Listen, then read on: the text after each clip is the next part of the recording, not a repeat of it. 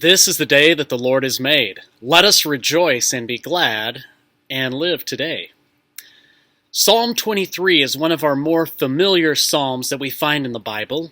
As we hear the psalmist say that the Lord is our shepherd, we shall not be in want.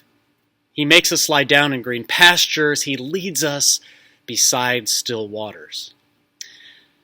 I think we all would like to experience this green grass and calm waters that God promises, as we don't seem to be experiencing any of it at this moment. With the coronavirus pandemic gripping the world and thrusting us into a state of paralysis as well as panic, our landscape looks more like scorched earth and the well appears to be dry. This is nothing like the conditions promised in the psalm. It's actually quite the opposite. And all we can do is hope that our God might see us through this moment of darkness to the light of a new day. Our lives have changed dramatically in this past week. We've been introduced to the concept of social distancing, as we are forced to isolate ourselves from other people in order to slow down and hopefully stop this virus. No longer can we eat in a restaurant or drink in a bar, but we have to utilize carry-out or delivery. Shopping has now shifted from brick and mortar to online. Work and school are done remotely, online, and even church worship is online. Our lives have been thrown a curveball, and we feel like we've whiffed on the pitch. And guess what? It's only been 1 week. Our inner thoughts and our outwardly prayers probably all sound very familiar. How much longer, Lord? How much longer? Why has this been so difficult for all of us?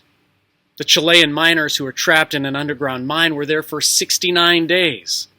Anne Frank was in hiding for 2 years trying to avoid the Nazis. And here we are a week in complaining about having to sit at home on the couch with TV, Wi-Fi, food, and drink. It all kind of puts things in perspective.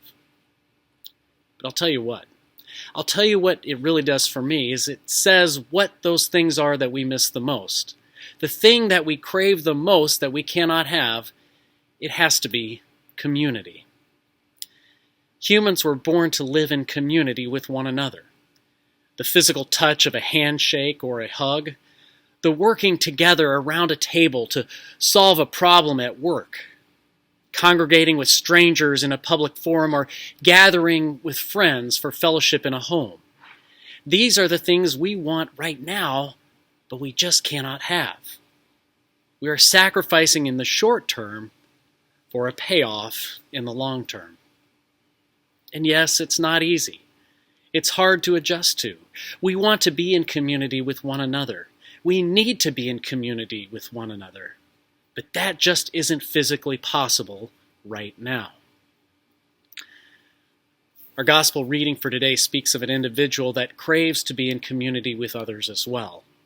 There was a man who was blind from birth that Jesus and his disciples encounter. Jesus, having compassion on the man, he spits into the dirt, takes some of that mud that he creates, and he rubs it in the man's eyes and tells him to go and wash off in the pool of Siloam. And when the man does, his eyes are opened and he can see. It is a miracle. Everyone witnesses the glory of God. God's truth and his will are revealed in this miracle as this man's eyes are opened to a whole new world. What we need to realize is that the man's physical eyesight is only half of this miracle.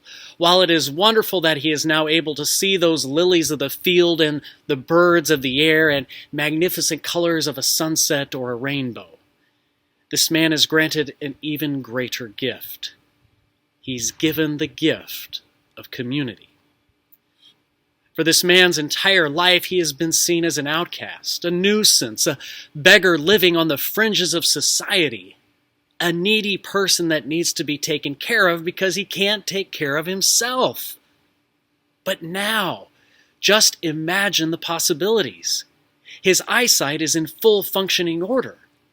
He can become a part of mainline society and begin to work a job, contribute to the welfare of others, and be independent. He no longer needs to use others as a crutch, but he can work with others to help solve problems and needs within society. He no longer is excluded on the outside, but he has the opportunity to find community of his own, one of those things that humans need and crave the absolute most. As we wrestle with our issues surrounding this coronavirus and the isolation that we face in order to be victorious, maybe what we really need is Jesus. We need Jesus to give us patience and perseverance and perspective and peace. We need Jesus to grant us the strength to endure those things that are causing the most stress in our lives right now.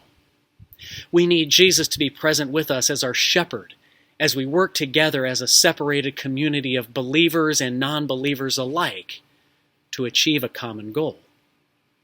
Let us just consider Psalm 23 for a moment. The Lord is my shepherd, I shall not be in want. The images come alive as we picture Jesus taking our nervous and quaking hands and calming all of our fears and anxieties. He walks with us to a place of comfort, providing his followers with an overwhelming peace. Jesus renews our spirits, giving us hope for a brighter tomorrow and guidance through the tough dangers that lurk around every corner. And through it all, his goodness and his mercy remain steadfast to his people as our eternal home is prepped and ready for our arrival one day. Imagining Jesus in this capacity is soothing because we know that his loving presence is always with us, from beginning to end, much like that of a shepherd who watches out over his sheep. Like a lamb that finds comfort in a caretaker, Christians discover that our true provider is Jesus Christ. It is Jesus who is able to give us the care that we crave, the protection that we long for, the guidance that we are in desperate need of. When we fall, Jesus picks us up. When we lose sight of our goals, Jesus clarifies the picture. When we wander from God's will, Jesus ropes us back in. Jesus is the good shepherd, the fulfiller of our every need. The fact of the matter is, we are meant to be in community with one another so that we can support and encourage and work with one another, so that we can cry and mourn with one another, so that we can celebrate and rejoice and laugh with one another. And it is our good shepherd who gathers us together so that we might live side by side with the people of this world.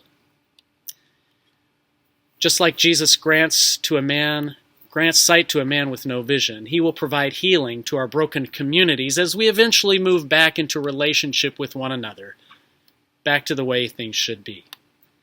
We will have a new chance at living the life we were intended to live.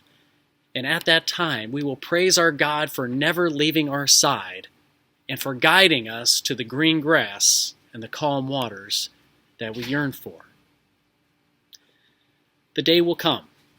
God will see us through this moment of darkness to the light of a new day as our good shepherd takes the lead. Community will be restored, and our God shall be praised. Amen. Remember as you go about your day that yesterday is gone, tomorrow does not yet belong to you. So why not live today, knowing that you never walk alone? See y'all next week. Later.